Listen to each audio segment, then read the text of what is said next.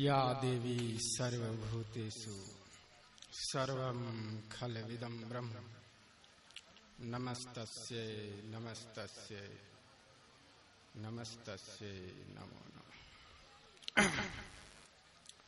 सभी ब्रह्म स्वरूप जीवात्माओं को मेरा कोटि कोटि साधुवाद। और सर्वप्रथम मैं वरिष्ठ गुरु भाता महासरल संत श्री रमन प्रकाश जी महाराज को कोटि कोटि धन्यवाद एवं साधुवाद देना चाहूंगा, तथा इन शब्दों से परे जितनी व्याख्याएं हो सकती है शायद वो कम पड़ जाए, इसी डर से मैं ज्यादा उन महासंत की व्याख्या नहीं करूंगा।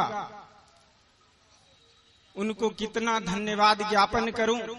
साथ ही आप सबको, सभी कार्यकर्ताओं को, जिन्होंने प्रत्येक वर्ष की भांति इस वर्ष भी एक मनमोहक एवं आकर्षक आध्यात्मिक कार्यक्रम को प्रस्तुत कर जनमानस को सुख लाभ देने का एक प्रयास किया है, ये अवर्णनीय धन्यवाद के पात्र सभी हैं। मैं उनको तथा सभी को अपने गुरु एवं अपने तरफ से हृदय से धन्यवाद ज्ञापन करता हूं। अब चर्चा की बात होती है तो चर्चा में सबसे पहले मैं जिस बैनर के तले मुझे कुछ कहने का सौभाग्य प्राप्त हुआ है, शायद मेरे जीवन का यह प्रथम चरण है। जो गलतियां होगी क्षमा करेंगे, चूंकि मानना और जानना तो अपने हृदय से ही है। जैसा कि भाई जी ने कहा, शायद मैं सोचता हूं मैं उस योग्य नहीं हूं जितना कि सरल संत भाई जी ने हमारे बारे में आप सबों को कहा। मुझे जो भी मिला है, मैं जो भी आप सबों के सामने व्यक्त करने जा रहा हूं, उसका कुछ एक दो लाइन में मैं वृत्तांत आपको सुनाना चाहता हूं कि मेरा इस जन्म में कोई ऐसा कर्म नहीं जिसके कारण मुझे यह ज्ञान प्राप्त हो। मुझे एक लाइन का मात्र ज्ञान है, एक लाइन का वह वेद जिससे सभी वेद और सभी उपनिषद निकले हैं, उस एक लाइन मात्र का मुझे ज्ञान है, व्याख्या का मुझे ज्ञान नहीं। वह एक लाइन है, महाब्रह्मांडी चेतना परम ब्रह्म है, पिंड की परिधि में जो कार्य करता है वही सत्ता आत्मा। बस मात्र इतना साहक का ही मुझे ज्ञान प्राप्त हुआ है। और मैं आज, मुझे प्रथम बार जो मैं अपने यज्ञ में करने जा रहा था, मैं असफल रहा उस यज्ञ को करने में। कारण जो भी रहा हो, मैं चाहूंगा कि वह एक अपने दिल का उद्गार, अपने अनुभव को भी यहाँ व्यक्त कर दूं कि जो हमारे इस क्षेत्र को, कोसी नगरी को, जो महान अवतारों का भूमि माना गया है, इस भूमि में हम सबों का सौभाग्य है कि हम सभी, आप सभी वर्तमान रूप में साक्षात भगवान दत्तात्रेय की आत्मा अर्थात उनकी अवतार के रूप में महासंत श्री रमन प्रकाश जी को देख रहे हैं। और इनके सहयोग में मुझे जरा भी संदेह नहीं, पूर्ण विश्वास है इन बातों पर। और इनके सहयोगी, इनके हमसाथी, इनके छोटे भाई जो कि महान छत्रपति शिवाजी की आत्मा के रूप में मुन्ना भाई जी हैं, इन दोनों का सम्मिश्रण से यह कार्यक्रम दिनों दिन फलीभूत, भावनाभूत और शिवमय हो, इसकी मैं पुनः कोटि कोटि धन्यवाद दूंगा। आगे मैं बैनर की बात कर रहा था, विराट शिव गुरु महोत्सव। अंतिम से चलता हूं, फिर शुरू पर आ जाऊंगा। महोत्सव अर्थात महा उत्सव सभी कोई जानते होंगे। मैं कोई उपदेश देने की बात नहीं करता, बस विचार करना है। भाई जी ने जो कहा बस अपने हृदय से पूछना है। ये थर्मामीटर लगा के हृदय की किताब को पढ़नी है, हृदय की आवाज को सुननी है। मैं मात्र अपने हृदय की आवाज को आप सबों के सामने व्यक्त कर रहा हूं। महोत्सव क्लियर हो गया। अब विराट अर्थात इतना बड़ा, इतना बड़ा, इतना बड़ा, इतना बड़ा, इतना बड़ा कि इन नेत्रों से या किसी भी सूक्ष्मदर्शी यंत्र से या बृहददर्शी यंत्र से हम इतना बड़ा विराट को नहीं देख सकते हैं। दैट इज कॉल्ड निराकार। उसी को निराकार कहा गया। निराकार कहा जिसने नहीं जाना, जाना जो वो ब्रह्म समान। निराकार का दो अर्थ है, सभी शब्दों का द्विअर्थ ही है शास्त्र में, वेद में। निराकार का एक सामान्य अर्थ होता है जिसका कोई आकार न हो। लगभग मुझे लगता है लगभग मनुष्य, लगभग संत इसी की व्याख्या करते हैं, जिसका कोई आकार नहीं। परंतु मैंने जब हृदय की किताब पढ़ी, अपने आत्मा का सुना, अपने हृदयार विंदे शिव का सुना अपने अंदर से, तो इस निराकार का एक और अर्थ मुझे समझ में आया। वह है एक तो जिसका कोई आकार नहीं होता हो अर्थात निराकार, और एक ऐसा आकार जिसको कोई देख नहीं सका हो, निराकार। बहुत बड़ा, इतना बड़ा, इसी को विराट कहा। अब उसके बाद है शिव। शिव तत्व को शब्द से हम चले, शब्द का विखंडन का शब्द पर चल रहे हैं। शब्दम परमम ब्रह्मम ज्योति रूपम सनातनम गुणातीतम निराकारम स्वेच्छामयम अनंतकम। तो शिव शब्द पर चलते हैं। माता को अभी हमारे चंद्रशेखर भाई ने महान बताया। इसमें कोई संदेह नहीं कि सभी संतों ने और वेदों ने और शास्त्रों ने माता को महान बताया, क्योंकि महाशक्ति ने ही शिव को जन्म दिया। कैसे? तो हमारा शिव शब्द इसको दर्शाता है। मैं ये आपको किताब की बात नहीं, अपने आत्मा के किताब, हृदय के किताब की बात बता रहा। शिव में देखिए, हर्षिकार को हटा दीजिए। हर्षिकार स्वर है, बाकी स्व और व दोनों व्यंजन हैं। स्वर और व्यंजन का कि स्वर के सहायता से के बिना व्यंजन बन नहीं सकता, अपूर्ण रहता है। स्वर क्या है? हर्षिकार स्त्रीलिंग। तो वह स्त्री शक्ति, वह आदि शक्ति, वह जगन्न माता महामाया कहाँ आती है? किसमें आके लग जाती है? तो सव अर्थात सब परा हुआ है, अर्थात यह शरीर है परंतु चेतना नहीं है, उसमें प्राण नहीं है। तो माता महामाया आके उसमें लग जाती है, अपना आंचल देती है, तो सबसे शिव हो जाता है। हर हर महादेव। तो ये शिव की उत्पत्ति शिव के शब्दों से मैंने अपने हृदय की किताब में पढ़ी। अब आगे गुरु शब्द पर चलेंगे। शाब्दिक रूप में गु अर्थात अंधकार, रु अर्थात प्रकाश। अंधकार से प्रकाश की ओर ले जाने वाले को गुरु कहते हैं। अब अंधकार से प्रकाश की ओर कौन ले जाता है? ये शरीर या ये लौकिक शरीर रूपी गुरु, या इससे निकला हुआ वक्तव्य ज्ञान? कौन ले जाता है अंधकार से प्रकाश में? निश्चय ही ज्ञान, अर्थात वक्ता गुरु नहीं, वक्ता का वक्तव्य गुरु होता है। इसे कुछ संतों ने इस प्रकार व्यक्त किया है। गुरु नाम है ज्ञान का, गुरु नाम है ज्ञान का, शिष्य सीख ले सोई, ज्ञान मर्याद जाने बिना, गुरु और शिष्य न हुई। गुरु नाम किसका है? ज्ञान का। ज्ञान को गुरु कहते हैं। ज्ञान हमें अंधकार से प्रकाश की ओर ले जाता है।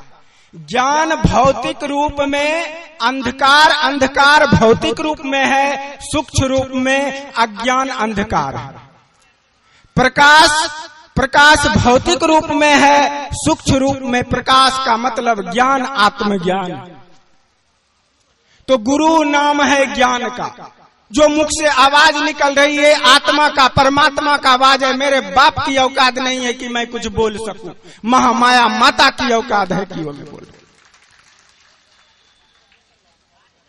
तो गुरु नाम ज्ञान का है। शिष्य सीख ले सोई, यह शिष्य को सीख लेना चाहिए कि ज्ञान को ही गुरु कहा जाता है। इतना ही नहीं, तो ज्ञान मर्याद जाने बिना, ज्ञान का मर्याद अर्थात जो हमारे सरल संत वरिष्ठ गुरु भाता जी ने कहा, रमन बाबू ने, कि अनुभव, अनुभव की बात, उसे मर्याद कहते हैं। अनुभव को मर्याद। तो ज्ञान को अनुभव में कैसे लाएं, ज्ञान का मर्याद कैसे जाने, इसके लिए पहले से व्यक्त है। संत प्रवचन में कहा जाता है कि अध्यात्म का 4 ही क्लास होता है, ज्ञान का 4 ही क्लास होता है, उसी में डीलेट पीएचडी सब पास हो जाता है। संसार में उतना डिग्री नहीं। पहला क्लास, पहला ज्ञान श्रवण या पठन ज्ञान। हम सुन के, श्रुति कहा गया इसलिए वेदों को, हम सुन के या पढ़ के जो ज्ञान प्राप्त करते हैं उसको श्रवण ज्ञान या पठन ज्ञान का। और उससे आगे दूसरे क्लास में कैसे जाएंगे? बहुत कम व्यक्ति दूसरे क्लास में जाते हैं। रामायण में भी अध्यात्म के 4 घाट का महत्व बताया। ये ज्ञान दूसरे क्लास में बहुत कम मनुष्य जाते हैं। दूसरा क्लास क्या है? चिंतन व मनन ज्ञान। पढ़े या सुने हुए बातों को में से जो हमारे मस्तिष्क में रह जाता है, उस पर निश्चिंत समय में चिंतन और मनन, सोचने और विचारने को दूसरा क्लास में पहुंच जाना कहता है।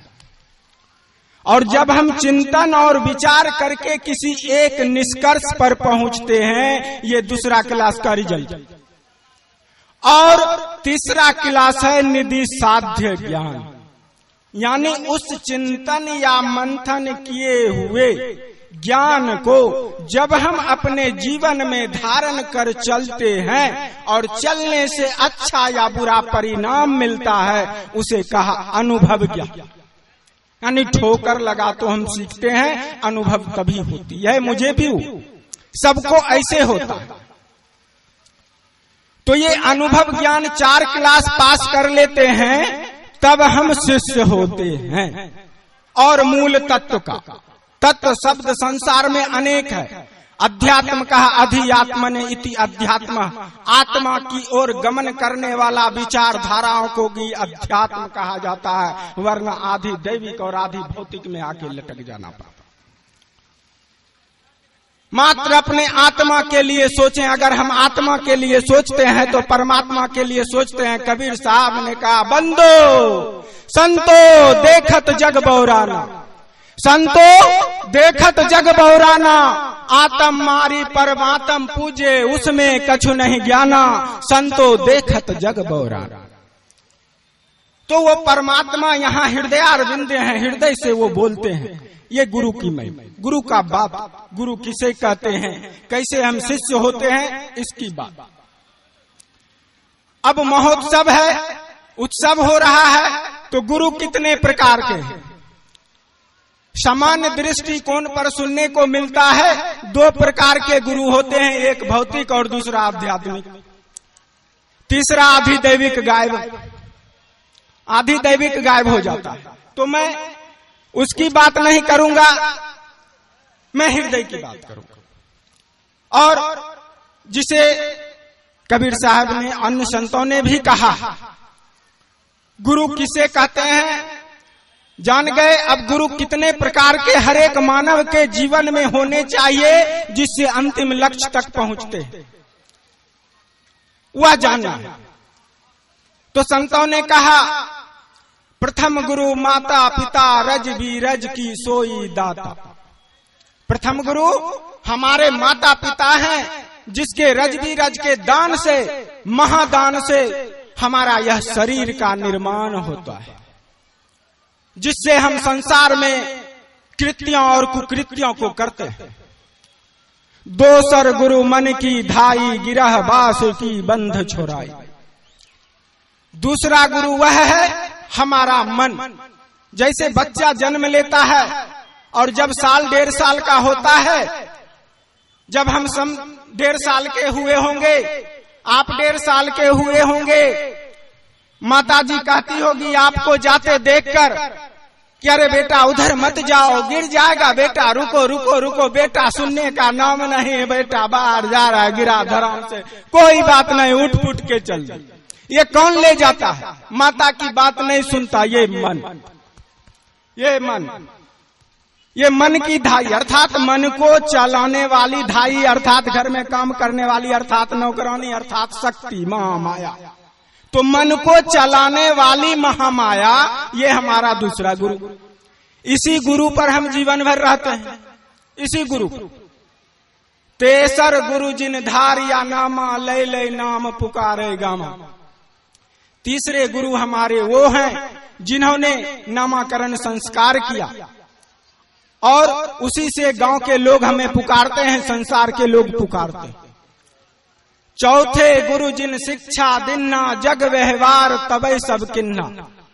चौथे गुरु वे हैं जिन्होंने ओ से लेके डिलीट तक की डिग्री प्राप्त कराई। ये सभी चौथे गुरु में आते हैं। पंचम गुरु जिन वैष्णव किन्ना, राम नाम का सुमिरन दिन।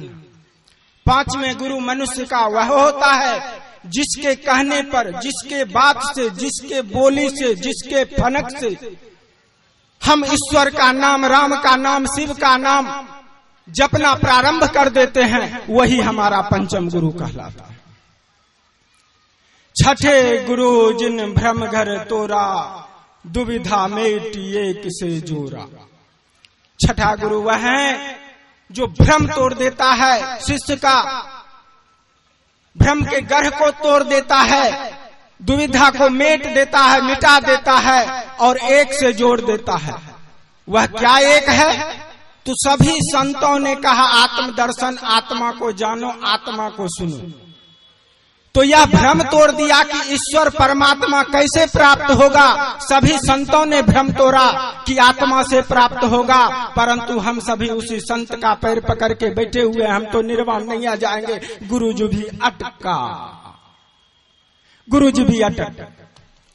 तो ये भ्रम तोड़ देते हैं कि आत्मा में वह निवास करता है, वह परमात्मा। इसीलिए संतों ने कहा सातम गुरु सत शब्द लखाया, जहां का तत्व वहां सब। सातम गुरु, सातम का भी 2 अर्थ। एक सातम मना सातवां स्थान, सेवन, और 100 आत्म, अपना आत्मा, सातवां गुरु। तंत्र साधना में मुझे भाई जी ने ही बताया था 8वीं दीक्षा आत्म दीक्षा दी जाती।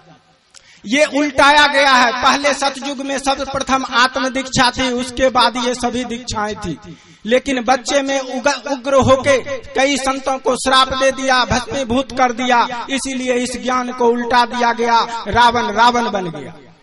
परंतु अब वह समय आ गया है कि इस ज्ञान को, इस आत्मज्ञान को, इस शिव के ज्ञान को, इस परमात्मा के ज्ञान को अपने हृदय से व्यक्त करके उसके किताब को पढ़ें और आत्मज्ञान को बाहर लाएं और सतयुग का युग का आनंद उठाएं।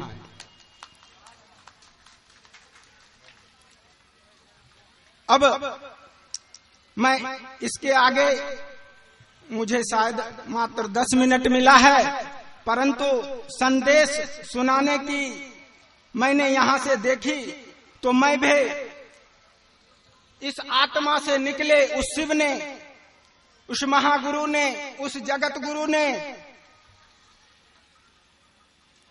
जो आत्मा से संदेश भेजा है, 10 मिनट में शायद जितना हो जाए, बाकी भाई साहब की कृपा पर निर्भर करता है। मैं सुनाता हूं, गौर से सुनिएगा, बेगौर से सुनिएगा, जैसे सुनिएगा, नहीं सुनिएगा। मेरा काम है डाकिया का संदेश सुनाना, मैं सुनाता। आओ आओ आओ, आओ तुम्हें मैं ब्रह्मांड बना दूं, आओ तुम्हें ब्रह्मांड दिखा दूं। आओ तुम्हें मैं बच्चा बना दूं, आओ तुम्हें मैं सच्चा बना दूं। आओ तुम्हें मैं सत्य बना दूं, आओ तुम्हें मैं शिव बना दूं। आओ तुम्हें मैं आत्मा बना दूं, आओ तुम्हें मैं परमात्मा बना दूं। ये कौन कह रहा है? मैं नहीं, आपका आत्मा, मेरा आत्मा हृदय अरविंद शिव कह रहा है, मैं नहीं, संदेश है उसके। आओ तुम्हें गति बना दूं, आओ तुम्हें शक्ति बना दूं, आओ तुम्हें मैं प्रकृति बना दूं, आओ तुम्हें मैं लय करा दूं। आओ तुम्हें मैं ज्ञान बना दूं, आओ तुम्हें विज्ञान बना दूं। आओ तुम्हें मैं धैर्य बना दूं, आओ तुम्हें मैं साहस बना दूं। आओ तुम्हें मैं बुद्धि बना दूं, आओ तुम्हें मैं संस्कार बना दूं। आओ आओ आओ आओ तुम्हें संहार बना दूं, आओ तुम्हें शिवसार बता दूं। आओ तुम्हें शिवसार बता दूं, आओ ब्रह्मांड के पार बता दूं। आओ ब्रह्मांड के पार बता दूं, आओ तुम्हें मैं पार ब्रह्म बना दूं। आओ तुम्हें मैं पार ब्रह्म बना दूं, शिव शक्ति का मान बढ़ा दूं, दिव्य प्रसव का ज्ञान करा दूं। दिव्य प्रसव का ज्ञान करा दूं, मैं भी तुम्हें भगवान बना दूं। आओ तुम्हें भगवान बना दूं, तुमको तुम जैसा इंसान बना दूं। आओ तुम्हें भगवान बना दो, तुमको तुम जैसा इंसान बना दो। आओ आओ आओ स्थूल सूक्ष्म का भान करा दूं, शरीर मन आत्मा का ज्ञान करा दूं। आओ परमानंद करा दूं, आओ परमानंद करा दूं। जो हुआ जग में वह भान करा दूं, जो नहीं हुआ वह ऐलान करा दूं। आओ आओ आओ 16 खरब वर्ष की बात बता दूं, 5000 वर्ष के कल्प की राज बता दूं। यही है सबसे गुही बात, यही है सबसे गुही बात। एक कल्प बीते मानव की तो शिव शक्ति की एक रात। एक कल्प बीते मानव की तो शिव शक्ति की एक रात। आओ सारी गुही बात बता दूं, निज स्वरूप का ज्ञात करा दूं। आओ तुम्हें सारी गुही बात बता दूं, निज स्वरूप का ज्ञात करा दूं। निज तो तुम चेतन ब्रह्मांड हो, फिर भी गर्भाधान हो। ब्रह्मांड निज तो तुम चेतन आत्मा का ही सर्वस्व है। सारा सृष्टि, सारा अस्तित्व जितना है वह शिव का ही शरीर है। इसीलिए कहा श्री कृष्ण ने, एको अहम द्विजो नास्ति। तो निज तो तुम चेतन ब्रह्मांड हो, फिर भी गर्भाधान हो। कबीर साहब ने कहा, महाशून्य को पाया, गर्भाधान में फंसा। अरे निकलो निकलो, गर्भाधान से निकलो। आओ गर्भाधान के पार करा दूं, आओ ब्रह्मांड के पार करा दूं। आओ ब्रह्मपुत्र मैं तुम्हें बना दूं, शिव शक्ति को प्रसव करा दूं। आओ ब्रह्मपुत्र मैं तुम्हें बना दूं, शिव शक्ति को प्रसव करा दूं। चेतन आत्मा की वह धार धरा दूं, भव सागर से पार करा दूं। आओ आओ आओ आओ तादात्म्य का भान करा दूं, आओ आत्मज्ञान करा दूं। आत्मैक्य का वरदान दिला दूं, तेरा भी मैं बान बढ़ा दूं, तेरा भी मैं मान बढ़ा दूं। आत्मैक्य जो वही ब्रह्मचारी, गृहस्थ दुनिया का सच्चा व्यापारी। आत्मैक्य वह जो आत्मैक्य जो वही ब्रह्मचारी, गृहस्थ दुनिया का सच्चा व्यापारी। क्षमा चाहूंगा, मेरे हाथ में कुछ आया है।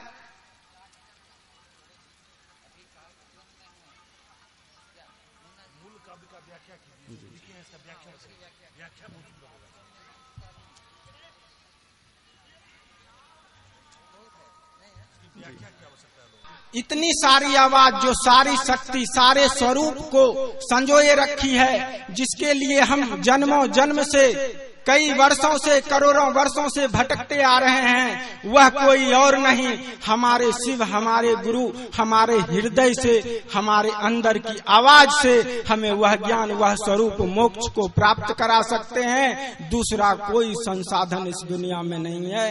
इस बात को, इस वचन का अंत सार सूप मानकर मैं आप सबों से अपनी वाणी को विराम देकर विदा लेना चाहूंगा, चूंकि मेरा समय भी हो चुका है। और मैंने मेरे कानों तक कुछ बातें गई थी जो हमारे वरिष्ठ गुरु भ्राता के द्वारा उद्घोषित हो रहा था। मैं चाहूंगा आज्ञा अगर उनकी हो कि मुक्ति को मुक्ति कौन देगा, तो एक लाइन में मैं उनकी व्याख्या को व्यक्त करूंगा। जिस प्रकार शक्कर को मीठा होने की आवश्यकता नहीं है, वह स्वयं मीठा स्वरूप है, उसी प्रकार मुक्ति स्वयं मुक्त स्वरूप है, इसलिए कि शब्द भी हर हर महादेव। धन्यवाद।